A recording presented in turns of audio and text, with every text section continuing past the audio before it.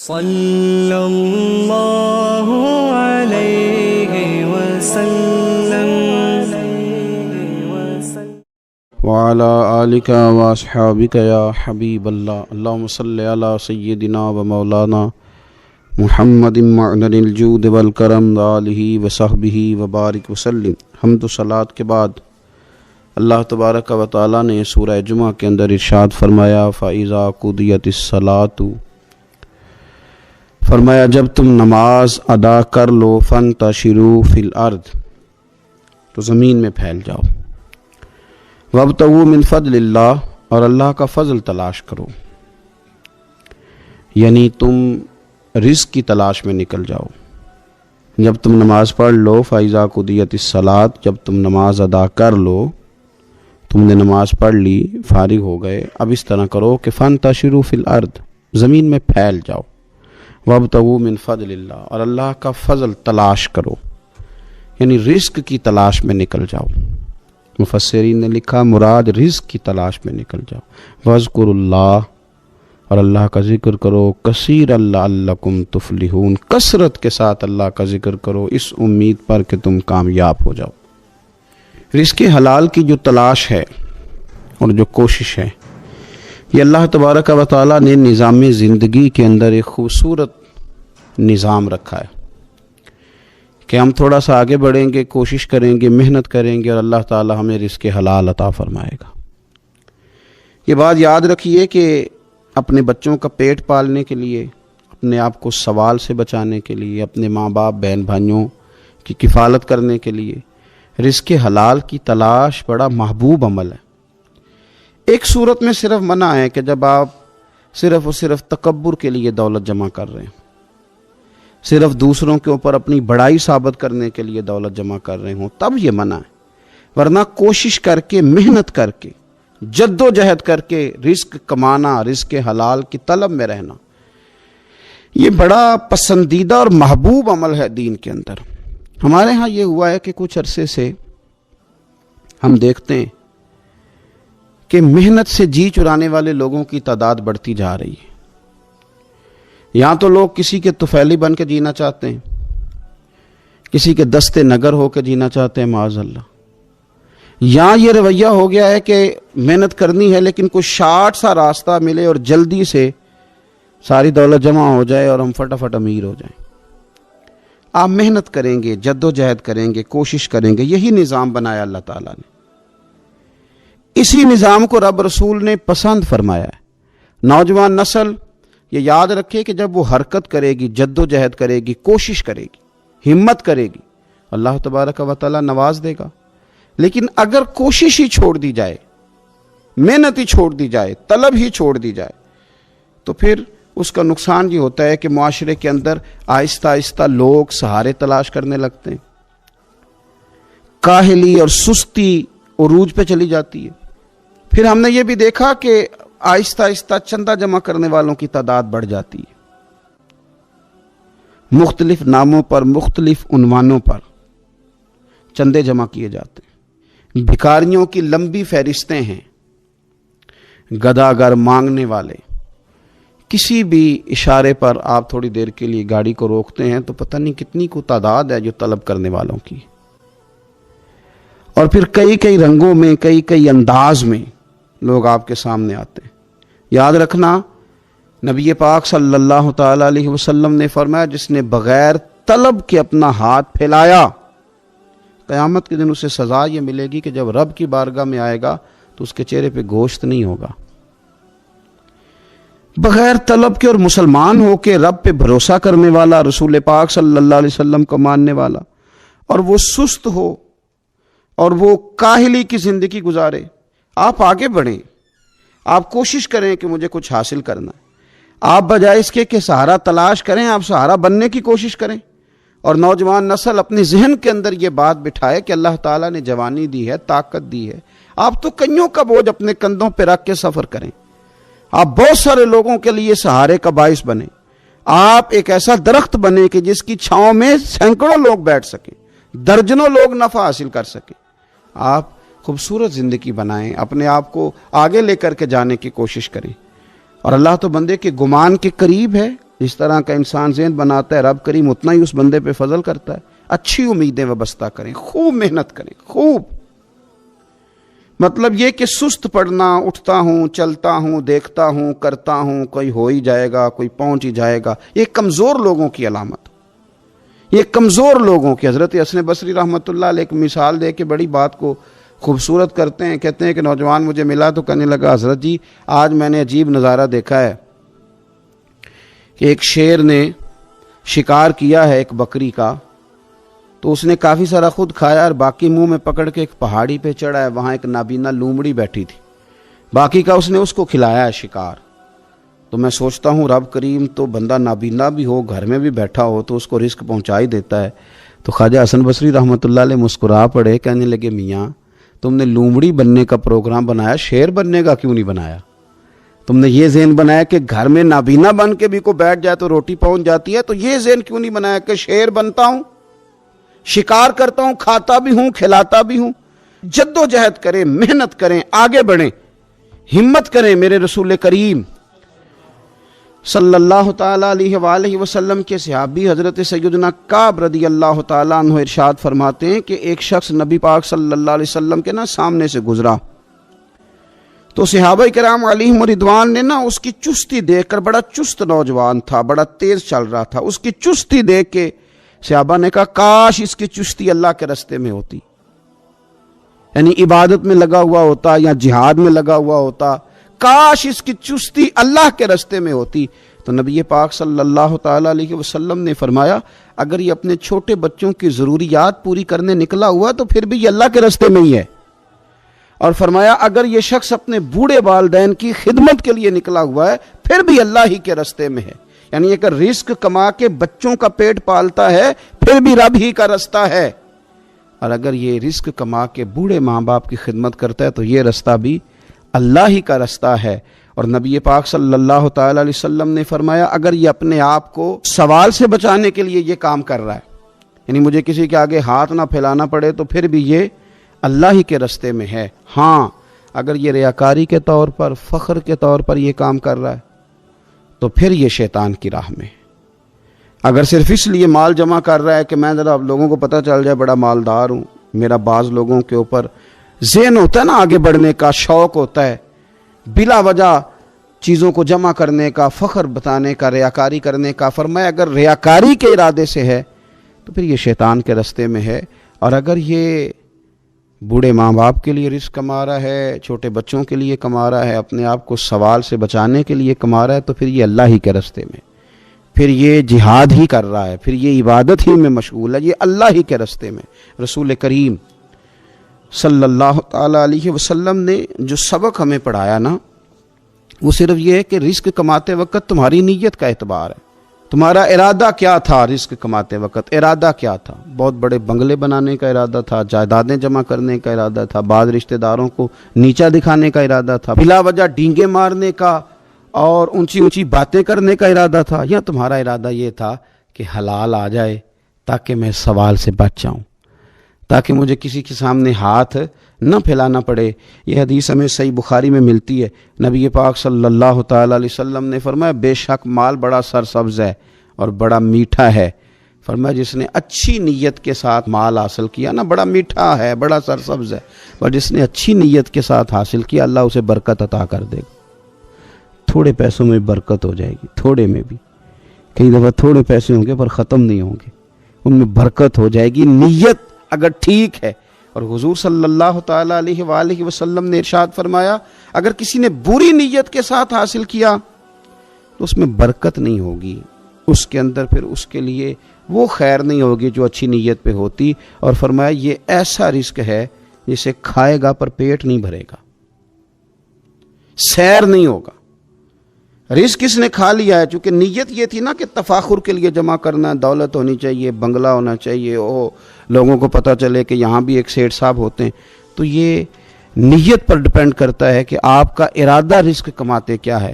بہت زیادہ محنت کرنے کی کوشش کریں, بالخصوص نوجوان اپنے دلوں کے اندر یہ جد و جہد پیدا کریں کہ ہم نے محنت کر کے رزق کمانا ہے. یہ جو ہاتھ پھیلاتے ہیں یہ بزدل لوگ ہوتے ہیں, یہ کمزور لوگ ہوتے ہیں. یہ ہاتھ جب کسی کے آگے کوئی شخص پھیلاتا ہے تو اپنی خودداری کا سودا کرتا ہے. اپنی عزت بیچتا ہے، اپنے وقار کو داؤ پہ لگاتا ہے، جب وہ ہاتھ پھیلاتا ہے، کشکول طلب جب دراز کرتا ہے، کبھی بھی اللہ کے علاوہ، اللہ کے محبوب علیہ السلام کے علاوہ آپ کسی کے سامنے کشکول طلب دراز نہ کریں۔ اور میری ساری زندگی یہ رائے رہی ہے کہ اچھا تاجر وہ ہوتا ہی نہیں جو پیسے زیادہ کماتا ہے، اچھا گھر کا سربراہ وہ نہیں ہوتا جو دولت زیادہ جمع کرے، بلکہ اچھا آدمی تو وہ ہوتا ہے جس کے خرچے کم ہوتے ہیں، جو اس کے پاس ہے اس کے اندر اسے مینج کرنا آتا ہے۔ اگر اس کے پاس 1000 روپیہ ہے تو اسے سارا دن 1000 میں نکالنا آ جائے تو اس شخص کی عزت محفوظ ہے، اس کی عزت محفوظ ہے۔ اور اگر 10,000 کے اندر بھی اسے طبیعت نہیں ہے، اسے چاہت نہیں ہے، اسے خبر ہی نہیں ہے میں نے کس طرح وقت گزارنا ہے، تو پھر یہ شخص اپنے آپ کو بھی رسوا کرے گا اور اپنوں کے لیے بھی شرمندگی کا باعث بنے گا۔ محنت کریں، کوشش کریں، اپنے آپ کو فارغ نہ رکھیں۔ فارغ آدمی کو زنگ لگ جاتا ہے۔ فارغ تو کوئی گھر پڑا رہے تو بعض لوگ کہنے لگتے ہیں کہ یہاں تو جنوں کا قبضہ ہو گیا ہے۔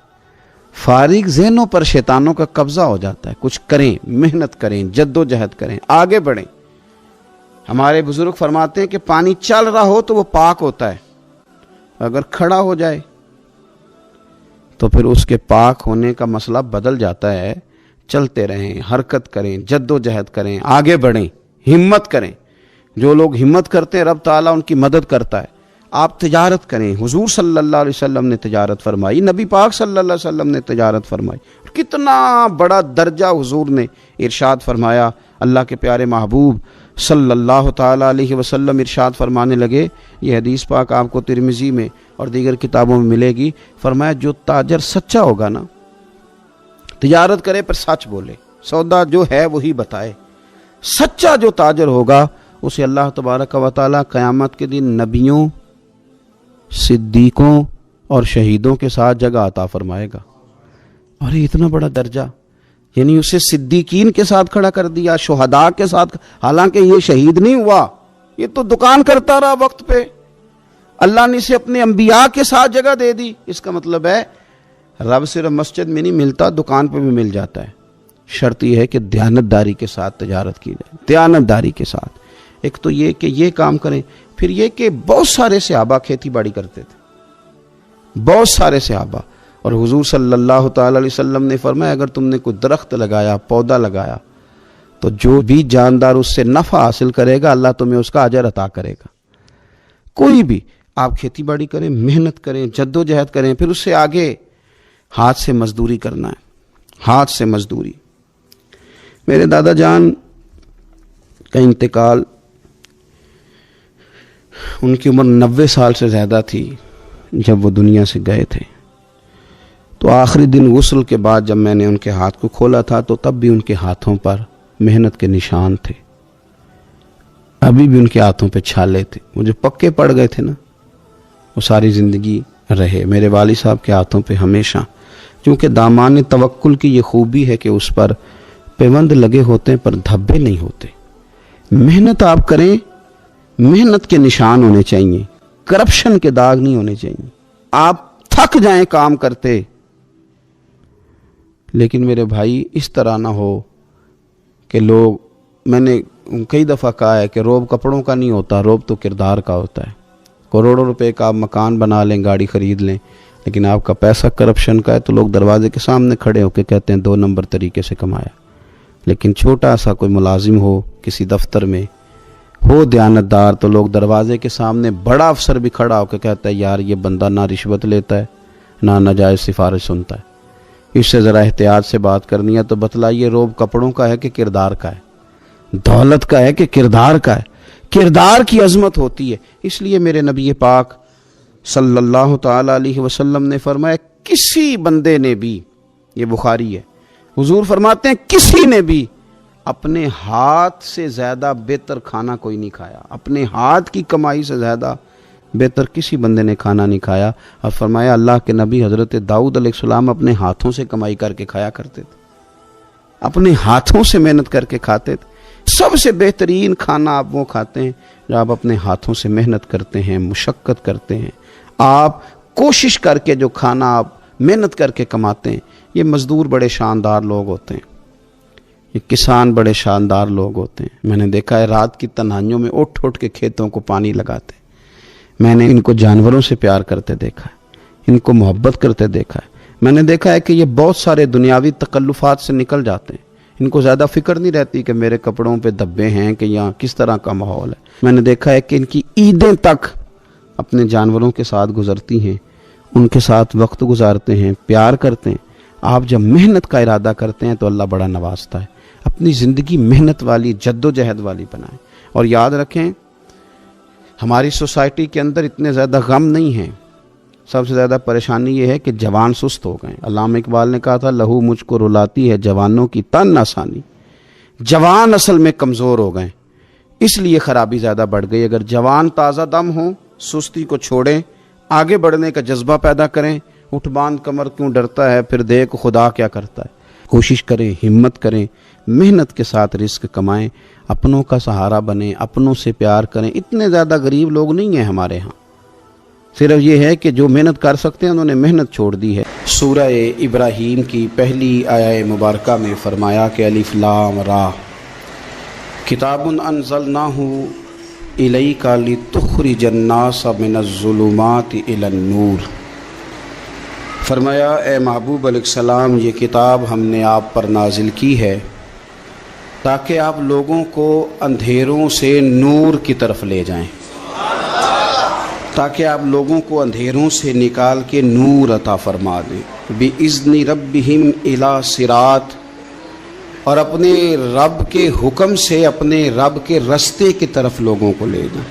العزیز الحمید، وہ رب جو بڑا غالب بھی ہے اور جو حمد کیا گیا ہے، جس کی حمد کی جاتی ہے، اس کے رستے کی طرف آپ لوگوں کو لے جائیں. من الظلمات الی النور، لوگوں کو اندھیروں سے نکالیں اور ظلمات سے نکال کے انہیں نور دیں. ہمارے مفسرین کرام نے یہاں لکھا ہے کہ یہ دیکھ لیں کہ قرآن مجید نے ظلمات، اندھیرے جب بیان کیے تو جمع کا صیغہ استعمال کیا، اور جب الی النور کہا تو واحد کا صیغہ استعمال کیا. ظلمات زیادہ ہیں اور نور ایک ہے، اندھیرے زیادہ ہیں اور روشنی ایک ہے. معنی کیا ہے کہ کائنات میں جتنے بھی اندھیرے ہیں ان سب سے دور کرنے والی روشنی ایک ہی ہے جو مدینے والے رسول کے پاس موجود ہے، جو نبی پاک صلی اللہ علیہ وسلم کی بارگاہ میں موجود ہے، جو حضور کے پاس موجود ہے. یہ روشنی ایک ہی ہے. اندھیرے بے شمار ہیں، کثرت سے اندھیرے ہیں.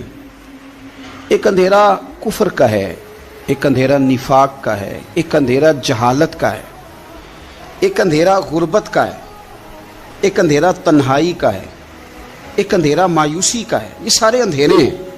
نکلیں گے کیسے؟ جب ہم کسی اور سے روشنی نہیں لیں گے، روشنی لیں گے رسول پاک کی بارگاہ سے.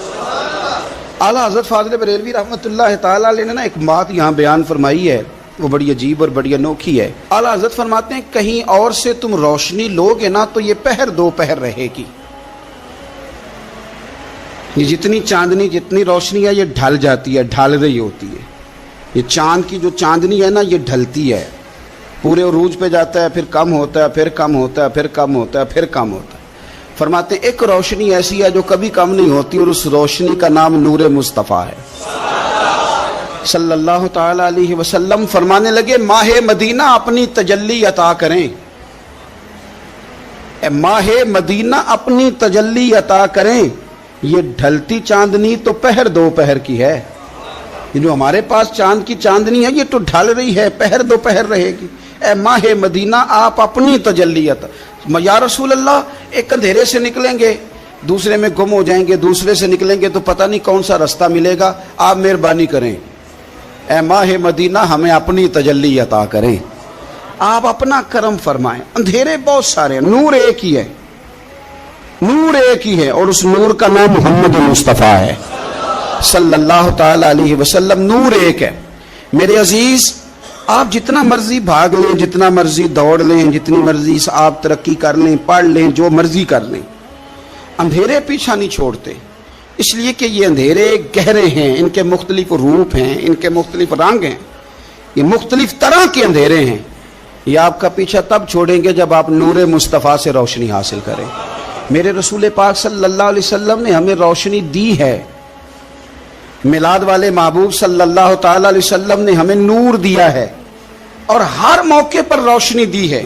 ہر موقع پر کسی ایک موضوع پر آپ رسول پاک صلی اللہ تعالی علیہ وسلم کی کسی ایک موقع پر آپ حضور کی تعلیمات حاصل کرنا چاہیں گے تو درجنوں حدیثیں ملیں گی، آپ کو سینکڑوں کے لحاظ سے اشارے اور تعلیمات ملیں گی، ہر چیز آپ کو میسر آئے گی اور آپ کو لطف آئے گا۔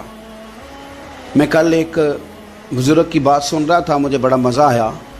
وہ حدیث پاک بیان کر رہے تھے کہ نبی پاک صلی اللہ علیہ وسلم نے فرمایا کہ میں اور یتیم کو پالنے والا قیامت کے دن اس طرح ہوں گے جس طرح یہ دو انگلیاں جڑی ہوئی ہیں۔ تو فرمانے لگے دیکھ لو میرے نبی پاک کے لفظ بھی محفوظ ہیں اور میرے نبی کے اشارے بھی کتابوں میں محفوظ ہیں۔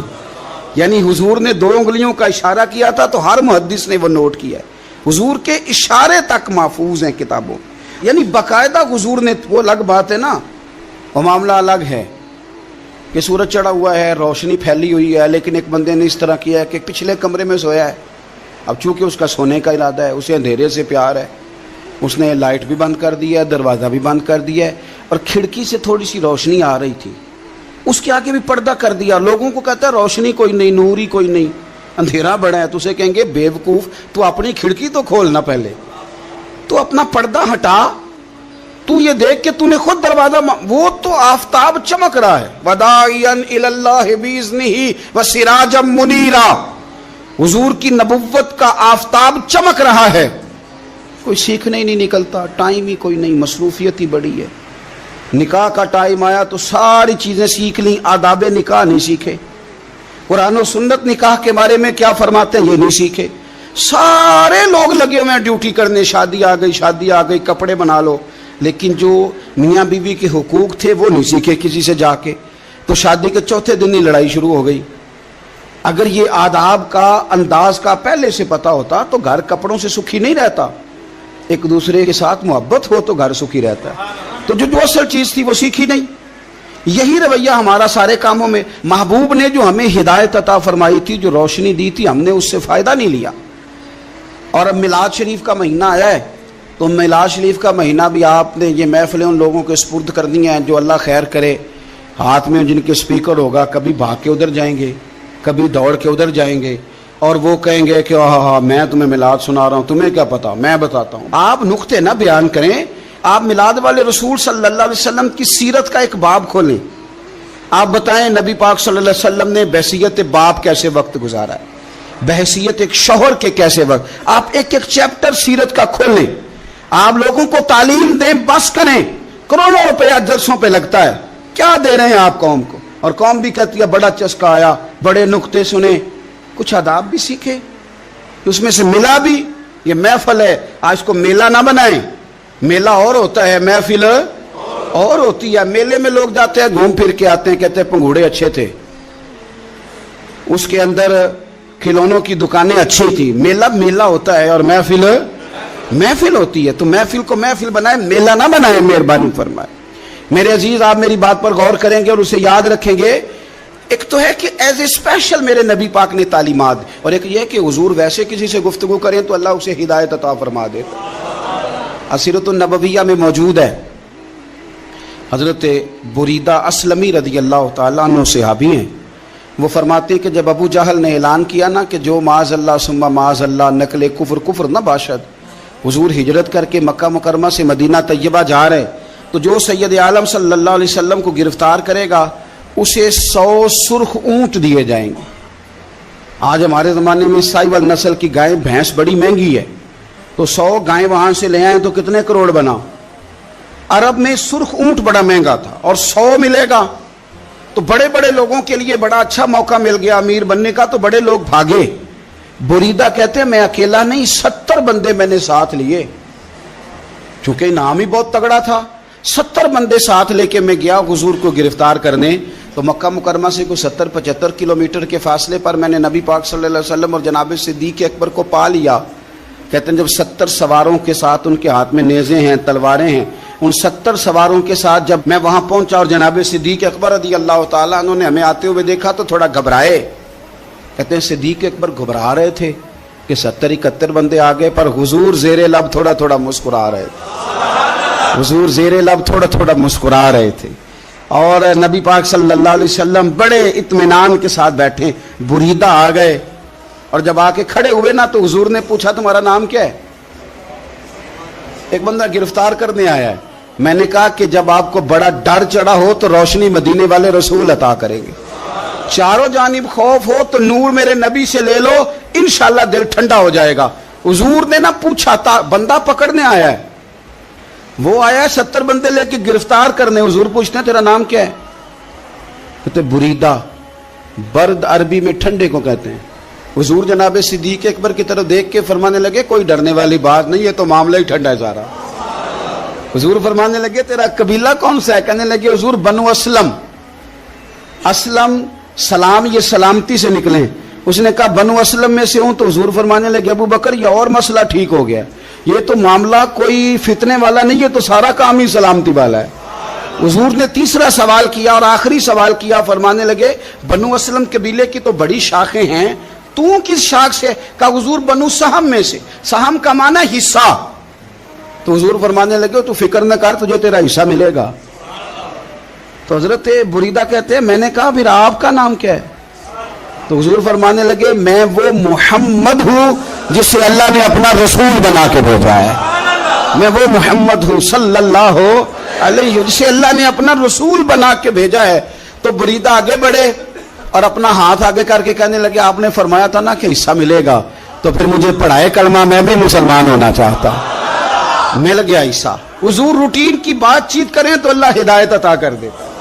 روٹین کی بات چیت کریں تو بھائی جو ایز اے اسپیشل حضور کا دین سیکھے, جو غور کر کے سیکھے.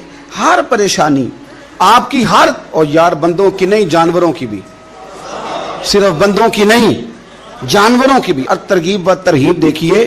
اور اعلیٰ حضرت فاضل بریلوی رحمۃ اللہ علیہ کی الامن والاولا دیکھیے. نبی پاک صلی اللہ علیہ وسلم کے صحابی حضرت تمیم داری رضی اللہ تعالیٰ عنہ فرماتے ہیں میں حضور کے ساتھ تھا, ایک جگہ کھڑے تھے, ہم بہت سارے صحابہ تھے. ایک اونٹ دوڑا دوڑا آیا, اس نے نا پہلے حضور کی قدم چومے, پھر کان میں کچھ کہا اونٹ نے. تو حضور فرمانے لگے تو فکر نہ کر, اگر تو سچا ہے تو تیری مدد ہوگی, اور اگر تو جھوٹا ہے تو تجھے تیرے جھوٹ کی سزا ملے گی. یعنی میں کیسے اس بندے کو سمجھاؤں, میں کیسے اسے سمجھاؤں. کمیٹی ڈال کے رو کے درد سے ادھار لے کے کوئی مدینے گیا, اور ماڑا بندہ, اور اس کی تڑپ ہے کہ میں سونے کو اپنے دکھ سناؤں. تو وہ کھڑا ہوا تو ایک صاحب اسے کہنے لگے یہ معاذ اللہ سنتے نہیں تو کس کو سنا رہا ہے؟ چپ کر, کنٹرول کر اپنی زبان کو. اگر دین نہیں آتا تو نبی پاک سے محبت کرنے والوں کے دل نہ توڑ. جو رسول اونٹوں کی بولیاں بڑے خوب طریقے سے جانتے ہیں وہ اپنے غلاموں کی باتوں کو نہیں سنتے. یہ تو نے کیسی بات کر دی. اعلیٰ حضرت کہتے ہیں لب واہ ہے آنکھیں بند ہیں پھر بھی پھیلی ہیں جھولیاں. کہتے ہیں لب کھلے ہیں آنکھیں بند ہیں اور میری جھولی پھیلی ہے. میری جھولی, پتہ نہیں آپ کو بھی اتنا ہی مزہ آ رہا ہے جتنا مجھے آ رہا ہے, کہ آپ سوچتے ہیں. کہتے ہیں لب واہ ہیں آنکھیں بند ہیں پھیلی ہیں جھولیاں. یہ بریلی کے امام شعر نہیں لکھتے, ساتھ ساتھ مزہ بھی لیتے. آپ ذرا اندازہ کیجیے بات کرنے کا. کہنے لگے میں کھڑا ہوں حضور کی جالی کے سامنے, اور کیفیت میری یہ ہے کہ لب واہ ہے آنکھیں بند ہیں پھیلی ہیں جھولیاں. حضور کچھ آیا بھی ہے, اعلیٰ حضرت کچھ ملا بھی ہے. اب دیکھیں کسی کے سوال سے پہلے جواب دیتے ہیں. کہتے ہیں لب واہ ہیں آنکھیں بند ہیں پھیلی ہیں جھولیاں, اور کتنے مزے کی بھیک تیرے پاک در کی ہے. کتنے, اور خالی بھیک نہیں ملی, مزہ بھی بڑا ہی آیا ہے. یعنی وہاں سے لینے کا, بھیک لینے کا مزہ بھی, خود بھیک دیں خود ہی کہیں منگتے کا بھلا ہو. یہ تو شعر ہے نا, تھوڑا سا بندہ پڑھا لکھا ہو تو سمجھ میں آتے ہیں. تو دیسی بندے بھی بڑی باتیں, میں نے آپ کو پہلے بھی بتایا تھا, اور وہ بات مجھے بڑا مزہ دیتی ہے. میں پہلی دفعہ حاضر ہوا تو ایک بابا جی کو نا, وہ جن کی وہاں ڈیوٹی ہوتی ہے نا پولیس والے, وہ دھکے دے رہے ہیں, یلا حاجی نکل, اس کو دھکے دے رہے ہیں. تو بابا میرے آگے آگے, بابا اسے کیا کہتا, کہتا تیری خیر ہوئے پہرے دارا روزے دی جالی چوم لین دے. ایک دفعہ نہیں 2-4 دفعہ بابا جی نے کہا. تو کئی دفعہ ہم کسی کو مسئلہ تو بتاتے ہیں لیکن وہ بندہ تو ذوق میں ہوتا ہے نا, اور وہ جو مسئلہ بتاتا ہے وہ نرالا ہوتا ہے. وہ باہر نکل کے نا تو میں نے بابا جی سے کہا, میں کہا تسی 10 ساری شعر پڑھے پنجابی دا, انہوں کو تو تہاڈی سمجھ لگدی سی, وہ تے عربی ہے.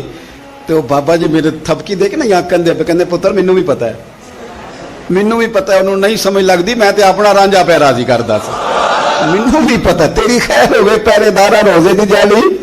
آپ یقین کریں کہ جو رانجھا راضی کرنے والے ان کی بھی کیا ہی بات ہے. روزے دے دوالے نے غلاماں دیاں ٹولیاں, وہ ویکھو ایک پیا سن دے کروڑاں دیاں بولیاں. اونٹ آیا, آ کے اس نے پہلے قدم چومے, کان میں کچھ کہا. حضور نے فرمایا تو فکر نہ کر, اگر تو سچا ہے تو جیسے تو کہتا ہے ویسے ہو جائے گا, اور اگر تو جھوٹا ہے تو پھر تجھے تیرے جھوٹ کی سزا بھی ملے گی. تھوڑی دیر گزری تو حضرت تمیم داری رضی اللہ تعالیٰ عنہ فرماتے ہیں کچھ لوگ دوڑے دوڑے آئے, عرض کرنے لگے حضور یہ ہمارا اونٹ بھاگ آیا ہے اور 3 دن سے بھاگا ہے, مل نہیں رہا. حضور فرمانے لگے یہ تو تمہاری شکایت کر رہا ہے, یہ تو کہہ رہا ہے یا رسول اللہ میں نے گرمی سردی میں ان کی خدمت کی, اور جب میں بوڑھا ہو گیا تو انہوں نے مجھے افزائش نسل کے لیے رکھ لیا, میری نسل سے ان کے کتنے اونٹ پیدا ہوئے, اب میں بوڑھا ہو گیا ہوں تو مجھے کاٹ کے ذبح کر کے کھانا چاہتے ہیں. اس نے کان میں کہا, حضور نے ترجمہ کر کے بتایا. کریم رسول فرمانے لگے بولو تم کیا کہتے ہو؟ کہنے لگے سونیا جی جس نے جو آپ کو بتایا نا بالکل ہی سچ بتایا. ابو داؤد شریف کی حدیث عرض کر رہا ہوں, حضور بالکل ایسے ہی ہے, گرمی سردی میں اس نے کام کیا, پھر ہم نے اس سے بڑے افزائش نسل کا کام لیا, حضور ذبح کرنا چاہتے ہیں. تو نبی پاک فرمانے لگے اتنی جو خدمت کرے اس کا صلہ پھر چھری ہے, کہ تم اچھا صلہ دے رہے ہو. کہنے لگے حضور ہم کچھ نہیں کہتے, ذبح بھی نہیں کرتے, آپ اس کو دے دیں. حضور فرمانے لگے اب نہیں میں تم پہ اعتماد کرتا, اس طرح کرو میرے ہاتھ بیچ دو. 100 دینار کا میرے نبی پاک نے اونٹ خرید لیا. حضور نے نا اونٹ کو تھپکی دی, فرمایا جا تو آزاد ہے.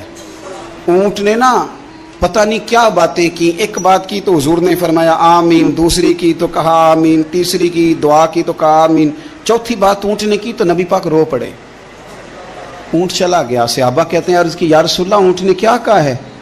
تو حضور فرمانے لگے اس نے پہلی دفعہ یہ کہا ہے کہ یا رسول اللہ اللہ آپ کو میری طرف سے, اسلام کی طرف کے اور قرآن کی طرف سے بہترین صلہ عطا کرے. تو میں نے کہا آمین, اور پھر اس نے کہا دوسری دعا دی, اے اللہ کے پیارے رسول صلی اللہ علیہ وسلم جس طرح آپ نے آج میرا خوف دور کیا ہے, میں دعا کرتا ہوں اللہ آپ کی امت سے قیامت کا خوف دور کرے. اور میں نے کہا آمین. تو نبی پاک صلی اللہ تعالی علیہ وآلہ وسلم فرماتے ہیں پھر اس نے تیسری دعا کی, عرض کی یا رسول اللہ صلی اللہ تعالی علیہ وسلم جس طرح آج آپ نے میرا خون بچایا ہے, سنیا میری دعا ہے رب تیری امت کا خون محفوظ کرے. تو میں نے کہا آمین. حضور فرماتے ہیں پھر اس نے چوتھی دعا کی, یا رسول اللہ میری دعا ہے آپ کی امت لڑے نہ, جنگ و جدال نہ کرے, آپس میں گلے نہ کاٹے. تو حضور فرماتے ہیں میں نے آمین بھی کہا اور میں رو بھی پڑا, اس لیے کہ یہ دعا میں نے اپنے رب کریم سے مانگی تھی کہ اے اللہ میرے امتی لڑے نہیں, آپس میں لڑے نہیں. اور یارو بچے لڑتے ہیں, بچے لڑتے ہیں تو کیا باپ خوش ہوتا ہے؟ وہ تو پریشان ہوتا ہے, روتا ہے میری امت لڑے نہ. تو میرے رب کریم نے فرمایا محبوب یہ دعا مجھ سے نہ مانگیے, یہ خدا کی حکمت کا تقاضا ہے, یہ لڑیں گے. تو نبی پاک صلی اللہ علیہ وسلم فرماتے ہیں جب لڑائی کی بات کی تو میں نے پھر اس وقت میں آبدیدہ ہو گیا, میں رو پڑا. یہ نازک مسئلہ ہے, تکلیف والا ہے کہ یہ لڑیں گے, کچھ لوگ فرقے بنا لیں گے, الگ عقیدے گھڑ لیں گے اور سچے سچے مسلمانوں سے لڑیں گے. میرے بھائی یاد رکھ لیں کہ رسول پاک تو جانور اندھیرے میں ڈوب جائے تو نکال دیتے ہیں, تو امتی کیوں کہیں اور روشنی تلاش کرتا پھرتا ہے؟ وہ روز کہے کہ ماہ مدینہ اپنی تجلی عطا کرے. یہ ڈھلتی چاندنی تو پہر دو پہر کی ہے. میرے رسول پاک صلی اللہ علیہ وسلم ہر ایک کا خوف دور کرتے, ہر ایک کی پریشانی دور کرتے, ہر ایک کو حضور نوازتے, ہر ایک پر کرم نوازی. حضرت مولا علی شیر خدا رضی اللہ تعالیٰ عنہ ارشاد فرماتے ہیں کہ ایک عربی نبی پاک صلی اللہ علیہ وسلم کی بارگاہ میں آیا اور اس نے بار بار سوال کیا, بار بار حضور سے سوال کرنے لگا. سرکار کی عادت تھی کہ جب آپ کی طبیعت مبارک, مزاج مبارک بڑا ٹھنڈا ہوتا تھا تو آپ سوالوں کے جواب دیتے, اور جب کوئی سوال کا جواب نہ دینا چاہتے تو خاموش ہو جاتے. لیکن اس نے بار بار اصرار کیا نا یہ مجموع الزوائد میں حدیث موجود ہے، راوی ہے مولا علی شیر خدا۔ دیکھیں حضور کا نور دینے کا شوق کتنا ہے۔ نبی پاک صلی اللہ تعالیٰ علیہ وسلم سے جب اس اعرابی نے بار بار سوال کیا نا تو پھر حضور خود فرمانے لگے چل پھر مانگ تو کیا مانگتا ہے۔ مولا علی فرماتے ہمیں بڑا رشک آیا، ہمیں بڑا ناز آیا، ہم نے کہا کیا بات ہے؟ حضور نے فرمایا مانگ کیا مانگتا ہے؟ اب یہ نبی پاک سے جنت مانگے گا اور دنیا میں بیٹھے بیٹھے اپنے لیے جنت کی ٹکٹ بک کرا لے گا، اپنے لیے یہ جنت کے اندر بہترین محل اپنے لیے الاٹ کرا لے گا۔ لیکن بڑا ہی بولا تھا، میں کیا کروں، آج بھی اس طرح کے بھولے بے شمار ہیں، عقیدت سے جاتے ہیں، کامل شیخ کے پاس جاتے ہیں، مانگتے کیا ہیں جا کے؟ دنیا کی دولت، یعنی کاروبار نہیں چلتا۔ یہ تو بات کسی سیٹ سے بھی کر لیتے تو اچھے کاروبار کا مشورہ دے دیتے۔ تم کسی درویش کے پاس گئے تھے تو اس سے مصطفیٰ کی نظر کرم مانگنی تھی، اس سے اللہ کی رحمت کا سوال کرنا تھا، اس سے کہنا تھا کہ ایک خیر کی نظر ڈالیں، انظرنا، یہ کہنا چاہیے تھا۔ یہاں کیا انداز ہے، عام دام برسرے مطلب۔ مولا علی شیر خدا فرماتے ہیں ہمارا خیال تھا جنت مانگے گا، پر بڑا بھولا آدمی تھا، کہنے لگا یا رسول اللہ صلی اللہ علیہ وسلم میں نے سفر کرنا ہے، مجھے سواری کے لیے ایک اونٹ دے دیں۔ تو حضرت علی فرماتے ہیں ہمیں اس نے سوال تو کیا پر جو ہماری طبیعت تھی اس مطابق اس نے نہیں کیا، یعنی جس طرح کا دروازہ تھا اس طرح کی بھیک نہیں مانگی۔ اس نے اونٹ مانگا، حضور نے فرمایا چل دیا تجھے، گویا حضور نہ اندھیرے دور کرنا چاہ رہے ہیں اس کے، فرمایا چل اونٹ دے دیا، اب تو کچھ اور بھی مانگ لے۔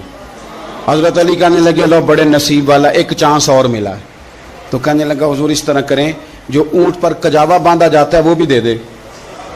تو حضرت علی شیر خدا فرمانے لگے ہم نے کہا تیرا اللہ بھلا کرے، تو کہاں اڑ گیا ہے۔ حضور نے نا مسکرا کے ایک تیسرا موقع دیا، فرمایا چل تجھے کجاوا بھی دیا، کچھ اور مانگ لے۔ کہنے لگا حضور سفر بڑا لمبا ہے، آنے جانے کا خرچہ بھی دے دے۔ تو سرکار دو عالم صلی اللہ علیہ وسلم مسکرائے، فرمایا جا تجھے دیا۔ پھر حضور نے ایک مثال بیان کی اور فرمایا تجھ سے تو بنی اسرائیل کی وہ بوڑھی ہی اچھی تھی۔ یا رسول اللہ کون سی؟ فرمایا حضرت موسیٰ علیہ السلام جب اپنے وطن سے ہجرت کر رہے تھے، گھوڑوں پر بیٹھے، اونٹوں پر بیٹھے، لیکن اونٹ گھوڑے جاتے نہیں تھے، واپس لوٹتے تھے۔ تو حضرت موسیٰ علیہ السلام نے عرض کی اللہ یہ جاتے کیوں نہیں؟ تو رب کریم نے فرمایا اس لیے نہیں جاتے کہ جہاں سے آپ ہجرت کر رہے ہیں نا وہاں ایک جگہ پہ حضرت یوسف علیہ السلام کا تابوت دفن ہے، جناب یوسف علیہ السلام کی قبر مبارک ہے، آپ وہ تابوت بھی نکال کے ساتھ لے جائیں۔ یہ اگر رب نے بتا دیا تو اللہ یہ بھی تو بتا سکتا ہے نا کہ قبر کہاں ہے۔ یہ بتا دیا تابوت کہاں، یہ نہیں بتایا، تابوت لے جائیں یہ نہیں بتایا کہاں ہے۔ یہ حضرت موسیٰ علیہ السلام آپ خود تلاش کریں گے تو حضرت موسیٰ علیہ السلام نے بنی اسرائیل کے لوگوں سے پوچھا کہ وہ کہاں ہے تابوت حضرت یوسف کا، تو وہ کہنے لگے ہمیں تو نہیں پتہ، ایک بوڑھی اماں ہے پرانی اسے پتہ ہے۔ حضرت موسیٰ علیہ السلام اس بوڑھی سے ملے تو فرمایا بتا دے کہ وہ تابوت کہاں ہے، حضرت یوسف کی قبر کہاں ہے۔ آج لوگ کہتے ہیں مزاروں پہ نہیں جانا چاہیے، تو پڑھو نا یہ حدیث کھول کے، نبی پاک صلی اللہ تعالی علیہ وآلہ وسلم فرماتے ہیں کہ دیکھو قبر کا رستہ، مزار کا رستہ بتانے کا وہ عورت قیمت مانگ رہی ہے۔ حضرت موسیٰ کی ملاقات ہوئی تو آپ نے فرمایا مت میں پتہ ہے جناب یوسف کا مزار کہاں ہے، قبر کہاں ہے؟ کہنے لگی پتہ ہے۔ آپ نے فرمایا بتا دے۔ کہنے لگی مفت کیسے بتا دوں، ابھی تو لوگوں کو مزاروں پہ جانے کی دلیل نہیں مل رہی، اور یہاں وہ بوڑھی کہتی ہے اور بیان کر رہے ہیں میرے نبی پاک صلی اللہ علیہ وسلم، اور بوڑھی کہنے لگی مفت نہیں بتاؤں گی۔ تو حضرت موسیٰ فرمانے لگے قیمت لے لے۔ کہنے لگی بالکل آپ قیمت دیں گے تو بتاؤں گی۔ فرمایا قیمت کیا ہے؟ کہنے لگی قیمت یہ ہے کہ جنت میں مجھے بھی اس محلے میں مکان چاہیے جس میں حضرت موسیٰ علیہ السلام کا مکان ہو، اس محلے میں مجھے بھی مکان چاہیے، اسی درجے میں آپ کے ساتھ۔ تو حضرت موسیٰ فرمانے لگے اماں چل تو جنت کا مکان مانگ، تو نے تو بہت بڑی سوسائٹی میں پلاٹ مانگ لیا ہے، وہ تو بڑا اونچا معاملہ ہے، وہاں تو انبیاء اور رسول ہوں گے، تو دور پہنچ گئی ہے، جنت مل جائے گی پر موسیٰ کا ساتھ۔ تو کہنے لگے جاؤ پھر میں بھی نہیں ایڈریس بتاتی، پتا تو میرے پاس ہی ہے نا، اور کسی کو ہے پتا؟ تو حضور فرمانے لگے تجھ سے تو وہ بوڑھی اچھی تھی۔ جب وہ بی بی اڑ گئی کہنے لگی نہیں بتاتی، تو حضرت موسیٰ علیہ السلام عرض کرنے لگے مالک اب کیا کرنا ہے؟ تو رب کریم نے فرمایا موسیٰ آپ جنت میں اپنے پڑوس والے مکان کا وعدہ آپ کر لیں اور بوڑھی کو وہ مکان عطا میں کر دوں گا۔ آپ وہ مکان کا وعدہ کر لیں، دے دیں گے۔ حضرت موسیٰ نے وعدہ کیا، پھر بی بی نے پتہ بتایا حضرت یوسف کے مزار کا۔ وہاں سے حضرت یوسف کا تابوت نکال کے لے گئے. حضور فرمانے لگے او بولے تو نے کیا مانگا؟ اونٹ، کجاوا، خرچہ؟ او کاش میں نے تجھے کہا تھا تو نے کچھ مانگا ہوتا. میرے رسول پاک اپنی امت کی توجہ دلاتے ہیں. حضور فرماتے ہیں تمہارے نبی کے پاس بڑا کچھ ہے، آؤ آؤ مانگ لو. اب تنگی داماں پہ نہ جا، اور بھی کچھ مانگ. ہے آج وہ مائل بات آ، اور بھی کچھ مانگ، نہ بحث میں الجھ آ، طلب کر مانگ. مانگا پھر بریلی کے امام نے. کہنے لگے ماہ مدینہ اپنی تجلی عطا کریں. یہ ڈھلتی چاندنی تو پہر دو پہر کی ہے، مہربانی کریں یا رسول اللہ ایک تجلی، ایک مہربانی کر دیں. رسول پاک صلی اللہ علیہ وسلم ایک نا اور بہت بڑا اندھیرا ہے، وہ ہے غربت کی مایوسی کا اندھیرا. میرا دل کرتا ہے کہ میں اپیل کروں حکومت وقت سے کہ بڑا کچھ مناتے ہو، میرے نبی کا میلاد عالمی طور پر مناؤ، اور انہیں بتاؤ کہ رسول پاک صلی اللہ علیہ وسلم نے یہ نہیں فرمایا کہ ہم ہر غریب کو امیر کریں گے، بلکہ میرے نبی نے یہ کہا ہے کہ ہم غریب کو عزت اتنی دے دیں گے، غریب کو عزت اتنی دے دیں گے کہ امیروں کا بھی غریب ہونے کو دل کرے گا. یہ اندھیرا حضور نے دور فرمایا ہے، یہ اندھیرا دور کیا ہے. تو یہ جو غربت ہے نا، اس کا بھی ایک اندھیرا ہے. اور یہ غریب مایوس پیچھے ایک ہوتے ہیں بے تکلف دوست.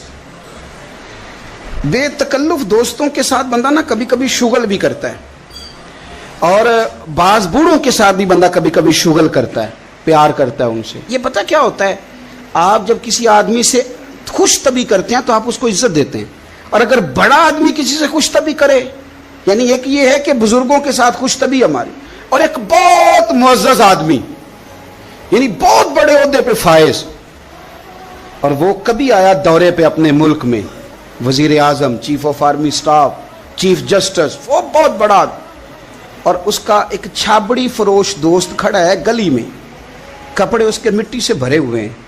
اب وہ آیا گلی سے گزرا، اور اس نے اپنے اس دوست کو جس نے امرود کی سیب کی ریڑھی لگائی ہے، اس نے جا کے اس کو جناب زور سے بغل گیر ہوا، جپھا ڈالا. تو اب مجھے بتائیں کہ آرمی چیف نے تو گاؤں آنا ہی تھا، وزیر اعظم نے تو آنا ہی تھا، صدر نے تو آنا ہی تھا، لیکن جس کو اس نے سینے لگایا وہ بندہ بھلا کہاں پہنچ گیا ہے. اکٹھے کھیلتے رہے. اب میں جو حدیث مسند امام احمد بن حنبل سے پڑھنے لگا ہوں اس حدیث کو آپ سنیں. اب آپ دیکھیں کہ ذائقہ کتنا تگڑا آتا ہے. مسند امام احمد بن حنبل میں حضرت انس بن مالک کہتے ہیں ایک ظاہر نام کے صحابی تھے، غریب آدمی تھا، تھوڑی سی ترکاریاں، تھوڑے سے پھل، تھوڑی سی سبزی گاؤں سے سر پہ رکھ کے لاتا. چھابڑی فروش کہتے ہیں آپ، ریڑھی والا. وہ غریب آدمی گاؤں سے سبزیاں لاتا اور لا کے نا مدینے والے محبوب کو تازی سوغاتیں گاؤں کی دیتا، اور حضور اسے شہر کی چیزیں دیتے. اور حضور پتہ کیا فرماتے، یعنی یہ غریب آدمی کو عزت دینے کا رنگ ہے. نبی پاک فرماتے یہ میرا دیہاتی ہے، میں اس کا شہری ہوں. حضور صحابہ کے بیچ بیٹھ کے کہتے یہ سجن ہے میرا، یہ میرا پنڈو ہے، میں اس کا شہری ہوں. حضور اس سے باتیں کرتے. صحابہ کہتے ہیں وہ بھی اس طرح کے سوال جواب کرتا کہ حضور ہنس پڑتے. ہم نہ کبھی حضور پریشان ہوتے تو انتظار کرتے کہ آج وہ دیہاتی آ جائے نا، ظاہر نام تھا اس کا. اب یہ مسند امام احمد بن حنبل میں موجود ہے کہ وہ نہ چونکہ گاؤں سے اپنی چیزیں بیچتا تھا، لا کے سر پہ رکھ کے لاتا تھا، چھابڑی والا تھا، ریڑھی والا تھا. نبی پاک صلی اللہ تعالی علیہ وسلم نا ایک دن مدینے کے بازار سے گزر رہے تھے، وہ دکان پہ کھڑا ہے، اپنی چیزیں بیچ رہا ہے، شہر کی خرید رہا ہے. یہ کام آج پیر صاحب نہیں کرتے، مولوی صاحب نہیں کرتے، یہ کام ایس ایچ او بھی کوئی ہو جائے تو وہ بھی نہیں کرتا، اس لیے کہ پھول لگے ہوئے ہیں. سنو میرے یارو، یہ رنگ ہے غریبی کے اندھیروں سے نکالنے والا، یہ رنگ ہے فقیر کو، غلام کو عزت دینے والا. وہ اپنے دھیان خریداری کر رہا ہے.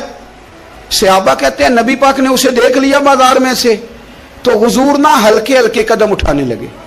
یار نہیں یار کے لیے اٹھاتا، چھپتا چھپاتا پہنچتا ہے. او یار میں نہیں بات کر رہا چیف آف آرمی سٹاف کی، میں نہیں بات کر رہا وزیر اعظم اور صدر کی، میں ملک کے صدر کی بات نہیں کر رہا، میں رسولوں کے امام کی بات کر رہا ہوں، میں رب کے نائب مطلق کی بات کر رہا ہوں. وہ فرشتے جن کا جلوہ دیکھنے کے لیے ترسیں اور اللہ کی بارگاہ میں عرض کریں کہ تیرا محبوب آ رہا ہے معراج پہ، تو 2 منٹ ملیں گے زیارت کے لیے. نبی صفیں باندھ کے مسجد اقصی میں انتظار کریں. और गरीबों, तुम्हें जो रोशनी मदीने वाले रसूल ने दी, तुम्हें कोई लीडर नहीं दे सकता। चुपके हुजूर गए। वो तरकारियां बेच रहा है, छाबड़ी वाला, रेड़ी वाला, रेली वाला, और मेरे भाई कमाल कर देते हैं, वहां पहुंचा देते, अट्टी वाली ये तेरी खैर हो गई। ओ भाई क्या अंदाज है। मेरे रसूल पाक ने ना पीछे से जाके ना तो उसकी आंखों पे हाथ रख दिया। ये काम यार करते हैं, यारों के साथ, ये सज्जन करते हैं। और मैं ये समझा हूं कि हुजूर ना तन्हाई में बड़ा प्यार करते थे। जब वो घर में हाजिर होता था, मस्जिद में हाजिर होता था तो प्यार करते थे। आज सोने ने सोचा कि मैं इस यारी का बाजार में ऐलान करूं। आज लोगों को पता चले कि मेरी गरीब से दोस्ती है, तो ये छुपी हुई नहीं, आज चौक में, बाजार में ऐलान होना चाहिए कि मेरा ये गरीब छाबड़ी वाला सज्जन है। हुजूर ने आंखों पे हाथ रखा और हाथ रख के फरमाया, पहचान भला मैं कौन हूं? नहीं, अपनी बोली च गल करने। हुजूर फरमाया, बुझ हां भला मैं कौन हां? ओ बुझ हां भला मैं कौन हां? हुजूर सल्लल्लाहु अलैहि वसल्लम ने बता, कुर्बान जाएं। हजरत अंस कहते हैं, यूं लगता है कि फरिश्ते जमा हो गए उस वादी में। उसने ना अपनी कमर पीछे की और हुजूर के अलम नशरा के सीने से रगड़ने लगा। कहने लगा, सोहणिया तो जिस गली से गुजरे तो खुशबू भी मुझे तेरा एड्रेस बताती है। हुजूर खुशबू बता रही है, मेरे रसूल हैं। नबी पाक सल्लल्लाहु ताला अलैहि वसल्लम ने ना एक और खुशतबी की, यार यार से शुगल कर, एक और खुशतबी की नबी पाक। रंग काला, गुर्बत का ये आलम के अपने सर पे रख के सौदे बेचता है, कुर्बान जाऊं। नबी पाक सल्लल्लाहु, खुशतबी नहीं करते खुशतबी लोग एक दूसरे से। तो नबी पाक सल्लल्लाहु अलैहि वसल्लम ने बाजू पकड़ के कहा, ओ भाई मैंने ये बंदा बेचना है, कोई खरीदेगा? निर्ख बाजारे मोहब्बत का अनोखा हो गया, खुद खरीदारों में शामिल आके मौला हो गया, कोई खरीदेगा? हजरत अंस कहते हैं, इन बातों पे लोग हंस रहे थे, मुस्कुरा रहे थे, लेकिन फिर उसने इस खरीदने के जवाब में जो जुमला कहा तो सारे रो पड़े। नबी पाक ने जब कहा कोई खरीदेगा तो उसने चेहरा पीछे किया, सिर्फ चेहरा, रो के कहने लगा, सोनिया मुझे तो अपना नाम भी नहीं लिखना आता, ये तो तू बंदा नवाज है तो करम फरमाता है, मुझे तो नेड़े कोई नहीं बिठाता, मेरा ना रूप है, ना रंग है, ना शक्ल है, ना कोई और मेरे पास खूबी, मुझे कौन खरीदेगा? लोग तो मुलाजम भी रखते हैं, तो पढ़े लिखे और सियाने रखते हैं, मुझे कौन खरीदेगा? अब इस बात पर जब लोग रोए तो मेरे नबी पाक ने यूं पकड़ा, वो कहते नहीं मैं तेरा सज्जन हूं, तेनू कोई परवाह नहीं। नबी पाक ने यूं कंधा पकड़ा और उसका रुख फेरा और फिर सीने से लगा, फरमाया चुप कर, ये तूने क्या कहा कि मुझे कौन खरीदेगा? फरमाया तू रब रसूल से प्यार करता है, बंदों की नजर में तेरी कदर हो ना हो, मेरे रब की नजर में तेरी बड़ी कीमत है, बड़ी कदर और कीमत है, बड़ी जब तक बिके न थे कोई पूछना न था, तूने तो खरीद कर हमें अनमोल ही कर दिया, तूने तो खरीद कर हमें, मैं सही कहता हूं, तूने तो खरीद कर हमें, तूने तो खरीद कर हमें। लाइनों में लोग खड़े हैं फूल लेके, गाड़ी के पीछे भाग रहे हैं, गाड़ियां चूम रहे हैं, मेरे संगियों के हाथ चूम रहे हैं। कभी पलट के देखता हूं तो सोचता हूं मैं गलियां दा रूड़ा कूड़ा, ए मैनू महल चढ़ाया जी साझा, मैं गलियां दा रूड़ा कूड़ा, जब तक बिके न थे कोई पूछता न था, तूने खरीद कर हमें अनमोल कर दिया। वक्त मुकम्मल हो गया है, पर मेरा दिल करता है एक बात और करूं, एक बात और करूं, एक बात। मुस्लिम शरीफ में इस हदीस की असल मौजूद है, बाकी किताबों में। एक सहाबी हैं, नाम है जुलाबीब, रंग काला, होंठ मोटे, नाक चपटी, कोई पास नहीं बिठाता, पूछने वाला कोई नहीं। हजरत जुलाबीब रदी अल्लाह ताला अन्हु, लोगों को नाम भी नहीं आता होगा ज्यादा लोगों। हजरत जुलाबीब रदी अल्लाह ताला अन्हु खूबसूरत सहाबी, गरीब आदमी, सहाबी खूबसूरत, बज़ाहिर रंग रूप काला। एक जंग में भी हुजूर के साथ गए, जंग खत्म हो गई, कुछ सहाबा शहीद हुए, अल्लाह ने इस्लाम को, मुसलमानों को कामयाबी दी। सारे लोग ना, सारे लोग अपने अपने शहीदों को तलाश कर रहे हैं।